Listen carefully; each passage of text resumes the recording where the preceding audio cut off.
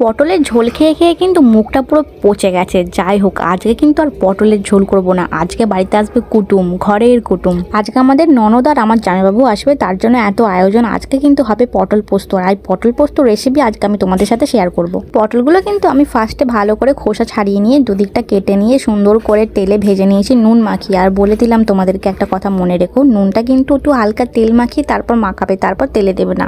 পটল ভাজার সময় কিন্তু মোটেও হলুদ দেবে না, তাহলে কিন্তু তেলটা পুরো কালো হয়ে যাবে। হালকা আঁচে পটলগুলোকে কিন্তু খুব সুন্দর করে লাল লাল করে ভেজে নিতে হবে। ভাজা হয়ে গেলেই তোমরা আবার কি করবে, ভালো করে পোস্ত, একটু সর্ষে, একটু কাঁচা লঙ্কা মিহি করে বেটে নেবে। তারপর কড়াটাকে ভালো করে ধুয়ে তার মধ্যে একটু তেল দিয়ে, একটু কালো জিরে আর শুকনো লঙ্কা দিয়ে সেই মশলাটাকে দিয়ে ভালো করে নাড়ানাড়ি করার পর দেখবে তেল ছাড়ছে, তখন তোমরা পটলগুলোকে দিয়ে দেবে। পটলগুলোকে দিয়ে একদম হালকা আঁচ করে দিয়ে তার মধ্যে একটু ঢাকনা চাপা দিয়ে দেবে, যাতে পটলের ভাবটা বাইরে না বেরোতে পারে আর খুব ইজি সিদ্ধ হয়ে যেতে পারে। তাহলে